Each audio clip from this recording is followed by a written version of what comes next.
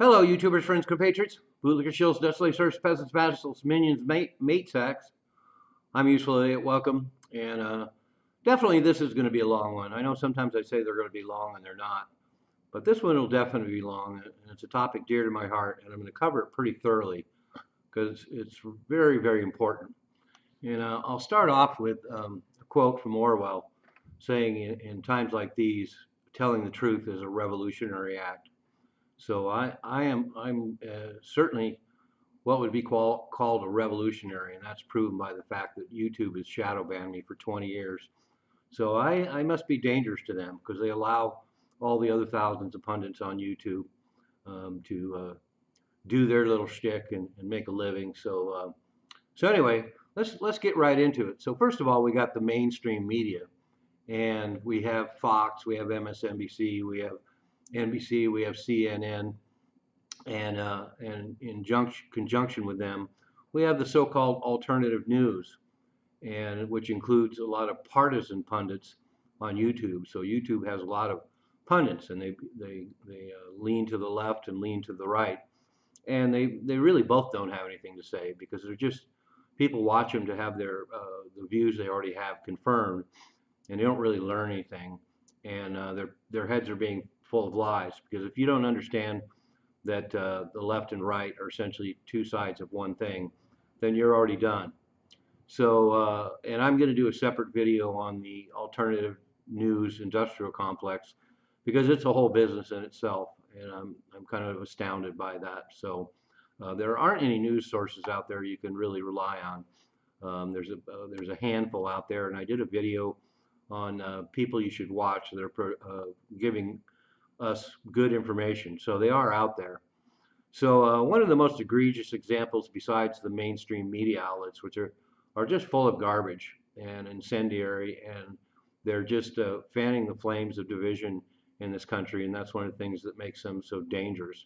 But we also have NPR, National Public Radio. Ostensibly, it's supposed to be fair and balanced. It's partially financed by the government and us taxpayers, and it's completely liberal. There's nothing fair and balanced about it. And they even deliver it with all those soft tones and the lilting tones that lull people on the left to think, oh, this is beautiful, and I'm getting the truth, and it's just not the case. And I would argue that they should be defunded because it's completely partisan, and the fact that I have to pay for it too, and you have to pay for it, it really is unfair. So one of the things we get on the mainstream media too is a constant parade of so-called experts. And all the experts are not only not that well informed, but they're also partisan. And a lot of them do real hack work. And also, they're all co-opted. They're on somebody's payroll, so they're trotted out. And that includes science shills and so-called historians and even retired generals. Retired generals are always trotted out to talk about foreign policy issues, and they're usually just fanning the flames of war and sticking to the status narrative. So that's one thing you have to watch out for. All these so-called experts, and there's a great book about that called "Trust Us, the Experts" that came out about 20 years ago. Talks all about this faith and all these so-called experts and the fact that they're all on somebody's payroll. And I want to make it clear, some of the worst and just the most horrible figureheads out there in media are on both the left and right. And so I really hate O'Reilly. I hate Rush Limbaugh. I hate Glenn Beck. I hate, they're just terrible. They occasionally are right on some issues, but the rest of the time they're just loud and bellicose and caustic. And once again, they're just spewing partisan nonsense. And that goes to the left too. The left media used to seem somewhat sane. I remember during the Bush years, I hated watching Fox News. I'm not that big a fan of them now either, but I just hated Fox News. They were the worst of the worst. And now we're living in an epoch under presidents like Obama and now Biden, where their insanity is far beyond anything I ever saw from the right. And that includes Joe Scarborough, Keith Olbermann, Rachel Maddow, Joy Reid, and The View. Just it would be hilarious if it wasn't so tragic and dangerous to have these people. They're psychotic and delusional.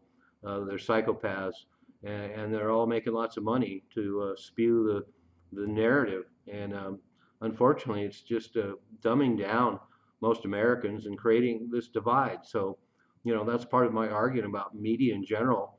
The fact that they're the ones that are fanning the flames of all this division. If Americans were left on their own and they weren't inflamed by all this insane rhetoric coming out of the media, they might be getting along better. They'd certainly be more intelligent, and they would get along with their neighbors, even with different views. And now we have also all the social media. So, in addition to all the mainstream media outlets and TV and print, now we have Amazon, Google, Facebook, YouTube, late night comedy. They're all in on it. And once again, they're spewing the same garbage and creating division and dumbing down America. And then they have the nerve to all get on board with wanting to have more and more censorship. And that's one of the worst parts about it. Not that you can necessarily rely on alternative news sources, but the fact that all the government and the global apparatus and all the social media and all the mainstream news wants to censor everybody else should set off alarms for people, but it doesn't. In 2017, a list of fake news outlets was published by the Status and all the status quo people, and it had 200 outlets on it. And some of them, it's just crazy that they want to censor them and say they're partisan. They want to get, they put Counterpunch on the list, Corbett Report, which is one of the most informative sources out there for everything current and historical. And they were censored on YouTube and now have to post on Rumble. Ron Paul is censored and called fake news. Russia Today, of course, was a thorn in the side of our politicians and corporations for many, many years. And, you can say what you want, and they're partially funded by Russia, but they had some of the best news reporting in the globe. And Hillary Clinton and all of her efforts and Congress, they finally outlawed Russia Today in the U.S., calling it fake news. And it was more informative and real than anything you ever see on American TV. And then you have Global Research and Lew Rockwell.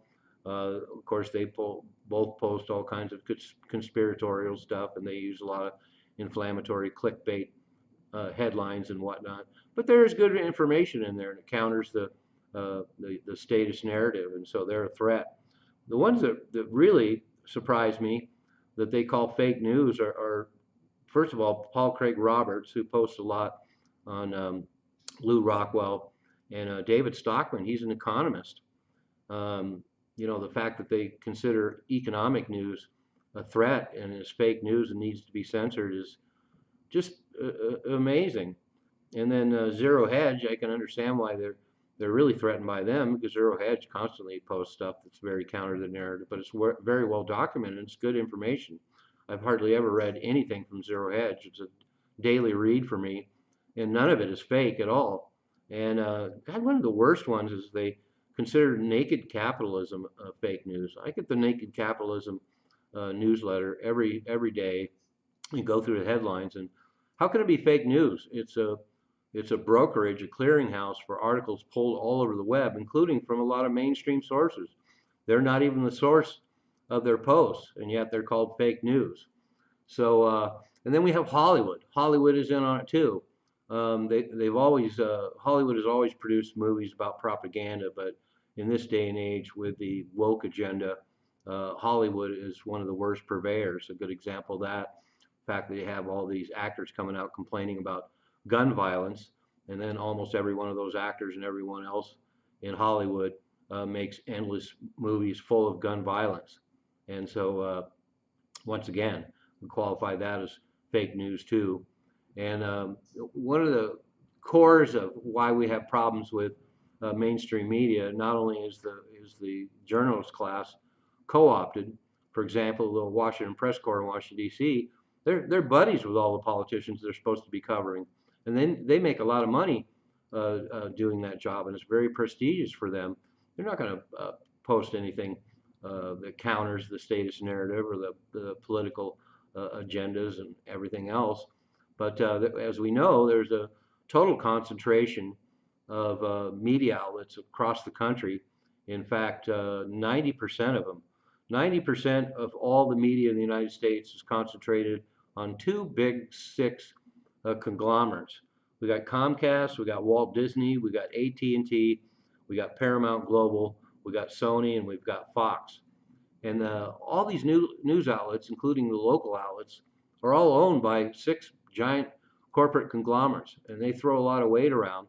You think any of these mainstream news outlets are going to do anything to counter the narrative when they're in bed with the politicians and the banks and the corporations and everything else, and they're certainly not going to allow any criticism of anything corporate related in all the companies they own. And then, we have recent threats, of course, Tucker, Al Jazeera, Russia Today, and Matt Taibbi. Matt Taibbi was a darling of the liberals, posting in Rolling Stone. He started out with big articles about Goldman Sachs and the vampire squid of Wall Street, and his career has blossomed since then. And then once he turned on the right, justifiably so, of course, he's completely demonized by the liberal base and the liberal media. Russia Today, of course, is a non-issue anymore. They were taken away from the American public. And it's interesting about that. The U.S. is still allowed to have Radio Free Europe and pump all their political narrative into Russia. But boy, they're not allowed to do it. And I want to mention that actually, in my previous tenure, as a useful idiot here on YouTube, I actually got interviewed by Russia Today, and it was broadcast internationally. So I'm very proud of that because I thought it was a great outlet and it was a great opportunity for me. Al Jazeera, of course, they hate because Al Jazeera takes a non-status line on all the information coming out of the Middle East, and so they're going to have to be dealt with at some point, and their media outlet access to the U.S. will be denied at some point, I guarantee it. And then, of course, Tucker had the highest rated show on Fox News and was a beacon of good information and real hard-hitting journalism. And then Fox dumps him because that proves that Fox News is just as fucking bad as any other corporate media outlet. They got rid of their biggest star, and now, of course, his career has thrived, and he's doing some of his best work ever. And the minute he goes out there and interviews Putin, all the other mainstream media journalists were drooling over getting an interview with Putin. Then Tucker goes and does it, and they call him a Russian asset and a Putin ass kisser and a traitor, because that's how it works. And that's what I'm talking about. Mainstream media, they use the most heated rhetoric and demonization and trashing of people like this, real journalists, because they know they're not real journalists. They're infotainment. It's not even news. And the same thing with the print media. We have this huge concentration and ownership by all these big donors to both the political parties, New York Times, The Atlantic, Time Magazine. You used to be able to rely on them for a little bit of news, and now all you get is partisan garbage. They're just the print version of the mainstream media on television and the social media. And one of the things they do that's such an easy technique, of course, they have 1-minute sound bites full of emotion, no logic and facts, and people respond to that because the media and our politicians know that the population isn't too bright, and they don't react to facts and logic, and their eyes glaze over. And but if you reach them emotionally, then all of a sudden the work is done for the politicians and the media. And what they do is they use framing. They put the story in a context that makes the status point and satisfies that agenda. And they also take things out of context. A good example of that is that Trump story from a while back when Trump was talking about the auto industry and how there was going to be a bloodbath. And now, ever since then, for several months, the media keeps repeating the mantra that Trump is saying that there's going to be a bloodbath in the election if he loses. And he didn't say anything like that. But they can spread these lies and present this misinformation, and it becomes part of the national mythology, and people still have that in their heads. And the another thing that we've seen in media. Oh, I want to sidetrack a little bit. This whole thing about misinformation. So the politicians and the corporations and social media and the mainstream media are all attacking what so-called purveyors of misinformation. So of course the irony is that all the purveyors of misinformation are actually providing you with the truth, and we get nothing but misinformation from the mainstream media. And so they want to outlaw and censor all these places where you're actually getting the truth, and say what a global threat misinformation is, when mainstream media is the primary source of misinformation. And some of the things we've seen over the last several years, in fact, decades, is mainstream media outlets using the wrong pictures and the wrong footage. You know, they'll say it's Ukraine, and it'll be shots from Afghanistan and Iraq from 20 years ago, and they're caught red-handed, and a lot of times they don't even have to admit to it. But that stuff has an immediate reaction from the public. They see film footage and they believe what they see, and they think it's the truth. We even had war scenes from video games posted as news. This is all documented. I'm not making this up. This isn't conspiratorial. This is just how it is. And they used the wrong locations, wrong pictures, and once again, using emotion and not logic. And then, as I alluded to earlier and talked about, the journalist class is now an elite class of its own. These aren't hard-hitting individuals who are going out there trying to get the real story, like the people that went after Watergate. These people are part of the elite class. Their interests line up with the status quo, with the top 1%, the politicians, the warmongers, the military. So they can't be trusted. They're touted as experts, and they're barely even educated. They read this stuff off of teleprompters, and it's not news. It's a puppet show. And we also see a phenomenon now where they know the threat, so they take advantage of situations to actually target real journalists. Good example of that is Khashoggi. You know, he ends up being cornered in an embassy and dismembered, and he operated for American media outlets too, but they went after him ruthlessly and killed him. And people, whistleblowers too, like Snowden and Assange, they should be heroes. You know, 30, 40 years ago, they'd be heroes. Now they're on the hit list. The U.S. wants to get a hold of Assange so they can finish him off. And so the whistleblowers and real people providing information that's valuable to everybody so they know the truth, they're targeted.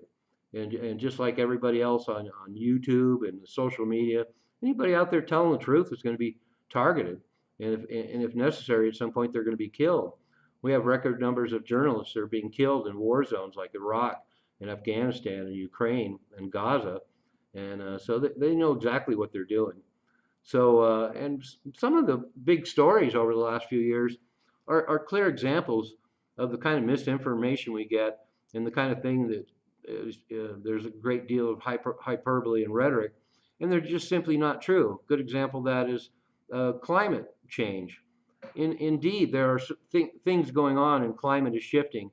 And but who could forget, you know, back in the 70s, 80s, programs like the Leonard Nimoy one, who claimed using science that there's an ice age coming. You know, 20 years later, now we got global warming, and they don't want to call it global warming anymore, so they rebrand it and call it climate change. And that's another thing they always do all the time. They rebrand things. Okay, this doesn't fly. We're just going to call it something else and resell it back to the public after they figure out that, oh, well, global warming isn't really working, so now we're going to call it climate change. And another big story is the warnings of Iran getting nuclear weapons.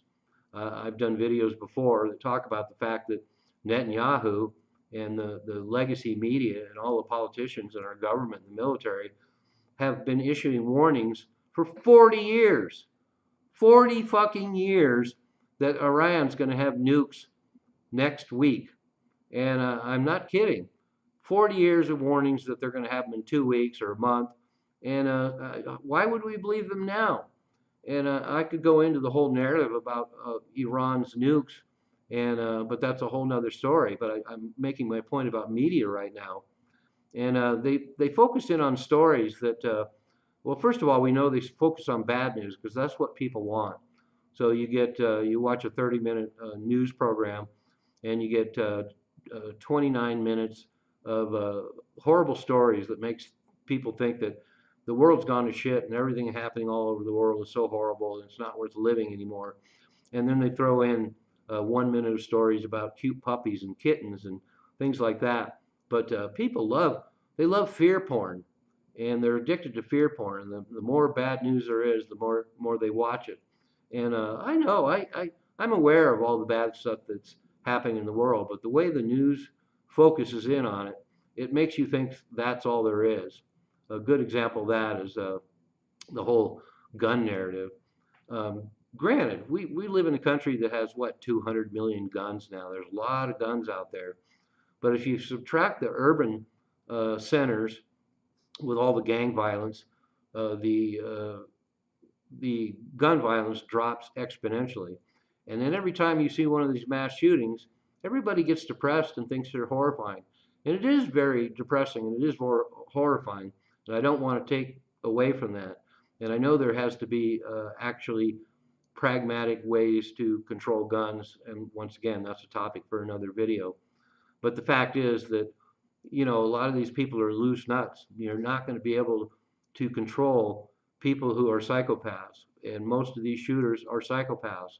And most of these shooters, there's plenty of warnings out there that everybody ignores. And that's another whole can of worms I don't want to go into here now. Reagan emptied out all the mental facilities back in the 80s, and it's just exponentially grown where all these people with mental problems are out on the streets, and they have access to guns. And not only that, the mental health programs are deficient now, as well as the fact that we live in times where all these people are watching this media that's so inflammatory, and it's creating more psychopaths. It's creating more mental instability and mental damage. And a good example of that is, nobody wants to talk about it, the inconvenient truth, but a lot of the gun violence we see in urban centers and amongst youth, both white and black, is because of the influence of gangster rap music and the gangster culture, where tens of thousands of videos glorify gun violence and beating hoes and flashing big wads of cash, and young impressionable minds pick up on that, and that has helped create the environment we have now. I'm sorry if that's an inconvenient truth and it goes against the narrative, but it's a simple fact. Thomas Sowell's talked about this a lot, and he's one of the few bright lights out there. Officer Tatum on YouTube also talks about the same issues. And so television and media focuses in on divisive issues because they want to fan the flames of division, and they've done a great job because Americans hate each other now. And they also want to talk about racism. They want to talk about sexism. They want to talk about gays. They want to talk about war. And all this does, all this lascivious topics, it's like the National Enquirer. They're so lascivious and disgusting that people are just drawn to it like moths to a flame. And that's not helping anybody. And another good example of that is when Trump was running for president, he used to use the standard body language where he'd flop his arms around and talk about how somebody was stupid. So then there was a lot of backlash because of the fact that he was doing that and he was making fun of the mentally disabled. Possibly, except once again, they take it out of context and they frame it. I was talking about that earlier. They frame the discussion as about him making fun of the mentally disabled, and that's not what it was about. It was just a generic body language. And once again, as I always say, I'm not defending Trump. I'm just looking at the facts. And point of fact, there's a clip of President Obama, and he's on one of the late night TV shows. He's talking about his golf game, and he says, yeah, his golf game is so bad, and he makes some kind of mentally disabled hand gestures and talks about how he should be playing in the Special Olympics. Nobody has any problem with that because, of course, it's not worth watching something like that unless, of course, it's Donald Trump or somebody like that. And so at the base of all that I'm talking about now is, if somebody wants to familiarize themselves with propaganda, that's what this is all about. And so anybody that wants to take a deep dive, they should study propaganda. They should study the Alinsky methods. They should definitely know about Edward Bernays. There's a wonderful 3-hour documentary called Century of the Self, and it's all about Bernays and the effectiveness of propaganda. He was Sigmund Freud's cousin, and in the early 19th century, he took a lot of Freud's methods and realized he could apply those in America, working for corporations to get them to do things he wanted. One of the first things that happened is they wanted to get women hooked on cigarettes. They wanted to double sales of cigarettes. So they started using propaganda to tell women that cigarettes were torches of freedom, and also it was rebellious. So all of a sudden they got half the population hooked on cigarettes just by using advertising. And then Edward Bernays found out that was very lucrative, and then government started hiring him. Excuse me for a minute, my alarm's going off.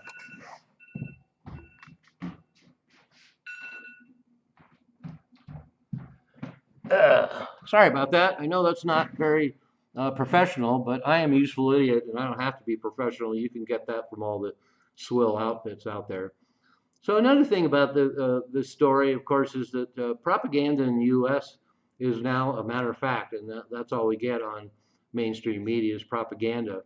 And a lot of this started in 1948 when the government, through the Smith-Mundt Act, created Radio Free Europe and a lot of other outlets that were targeted at the Soviet Union during the Cold War.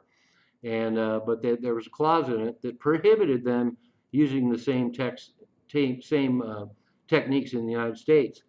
But in 2013, under President Obama, under the NDAA, that law was abridged, and now it's okay for anybody to use propaganda techniques in the U.S.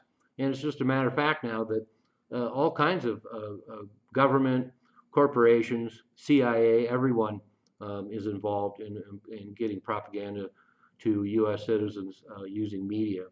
And in fact, there's a German journalist a couple of years ago that talked about how all the media outlets in the world are infiltrated by the CIA.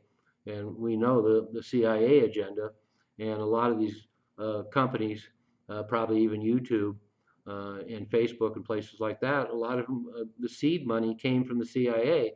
That's no secret either. That's all documented. And the other part of the quotient too that we see is that there's canned news. A lot of times, you watch local news outlets, and there's great YouTube videos showing dozens and dozens of local news outlets that are using the same script.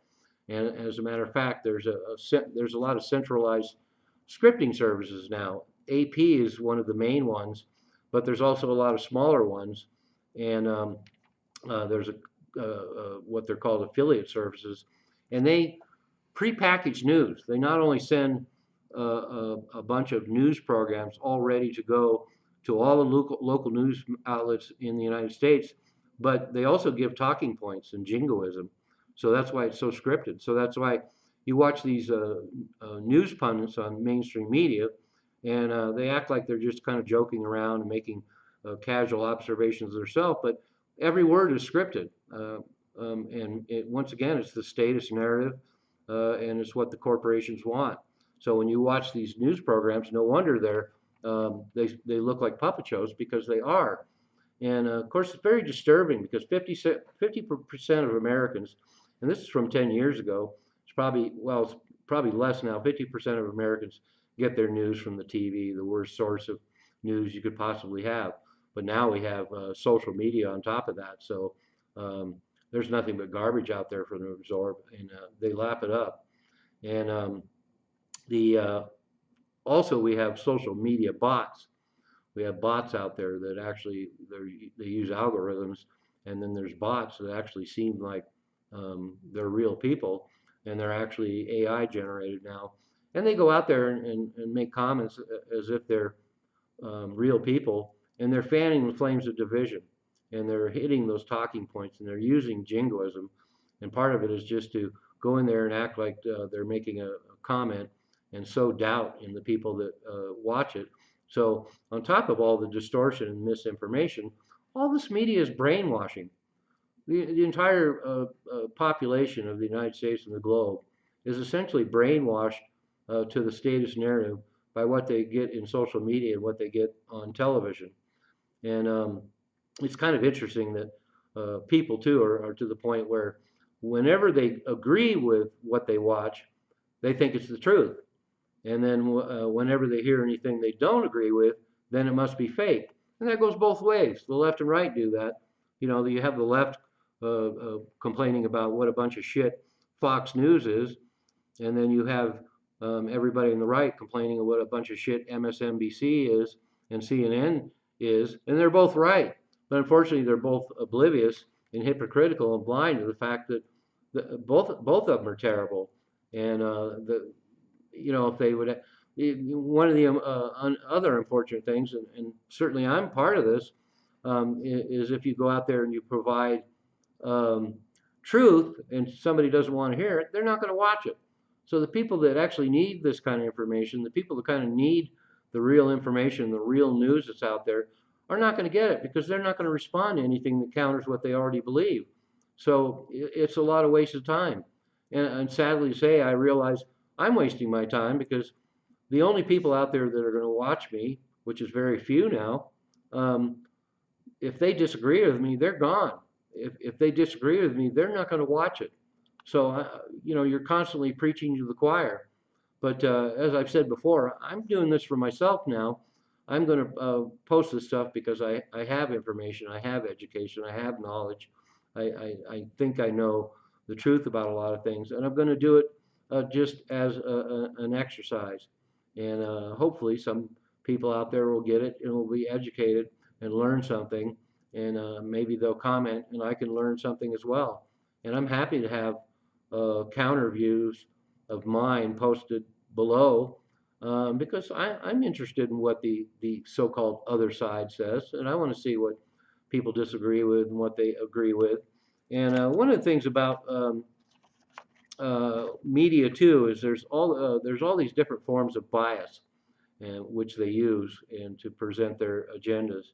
There's political bias, which of course is obvious. We see that everywhere. There's media bias, just like I pointed out. There's a bias to propagate that their media is fair and balanced and the other guys isn't. There's commercial bias because all these media outlets are owned by corporations, and so they're going to be biased about protecting their interests and their corporations and their public reputations. And then there's a bad news bias. I talked about that earlier. Bad news sells, so they're going to push bad news. They're not going to have any good news. There's status quo bias, one of the ones I don't like the most. That everything is fine. All this other stuff is just anomalies and isolated events. That basically everything is fine. The economic system's working fine. The government's working fine.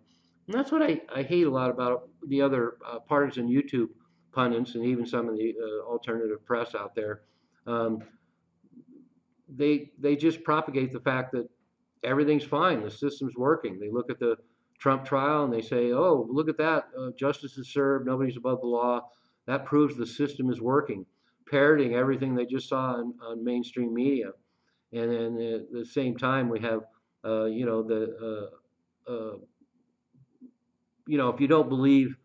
you don't disbelieve the grand narrative and you act like this is fine, then you're already done. You're not presenting news. And to further the point I just made, of course, we have the liberal press now completely demonizing Trump and saying justice served and the system works and all that. But when they disagree with the Supreme Court, they say the system isn't working. It's broken. If they agree with it, then great, it is working. And then we see the Hunter Biden story. Now the liberal press is out there wanting us to feel sorry for him, and maybe the system isn't working, and gee, nobody's above the law, but that poor Biden boy, and that's just the way it goes. And then we have access bias, where media is co-opted. All these journalists are co-opted. They're bought, and so they're not going to give you access to anything that counter their own media narrative. And they have to sustain these narratives with their last dying breath. And then we have visual bias. I really love that one. Whenever they want to demonize somebody, whether it's Trump or Hillary Clinton, of course they couch the story in the most inflammatory terms they can think of, and then they use the worst pictures they can find. And it's not hard to find really horrible pictures of Trump or Hillary Clinton or all the rest. And once again, it's just an immediate reaction that people have. They don't even have to read the story. The propaganda is already working. And then there's the narrative bias, which I talk about all the time. They have to toe the line of the official status narrative, corporations and the military and the government, the politicians, and they have to do everything they can to maintain that until they can't. And if the narrative unravels, then they all backpedal and act like they were never on board at all. Look at the Iraq War. Everybody knows that was a disaster and it never should have happened. And we got in there on false pretenses. And now, of course, all the journalists act like, oh yeah, I was never on board with that. And then we have fairness bias. Like I was just talking about. They say if, on the left, if something happens to somebody on the right, then it's all fair, and it's vice versa. Well, it's not that fair. So I guess I've gotten into everything I wanted. I tried to speak really fast to make this as short as I could, but it's still going to be a 40-minute video. So the last thing I want to say, of course, is we have a shitload of problems moving forward as far as the mainstream media and misinformation and actual fake news, because AI is coming. AI is here. We're going to have deep fakes that are going to be so convincing. And so the election cycles, the global narratives, the domestic narratives are all going to be, we're going to be entering unknown territory. And it's, I promise you, there's going to be some problems. There was a story recently where a school teacher was smeared by somebody using AI to create a tape of him making racial remarks. And of course, he suffered all the repercussions, and then they found out it was fake. But that's how easy it is to work. So we're going to get fake tapes on anyone from Biden to Trump to Hillary Clinton to your mom and dad. And so they'll have fake AI created voice recordings that'll sound exactly like the person they want to target. And then we'll also have visual AI fakes. We're going to have amazing AI fakes coming out that you're going to have them show Joe Biden or Donald Trump doing something, and it'll be as convincing as anything you've ever seen. And that's going to happen. I guarantee it. It's coming. So there it is. There's a video I've wanted to do for a long time about the dangers of media.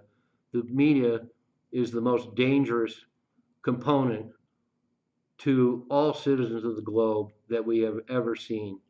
I'm Useful Idiot. Don't you be one too.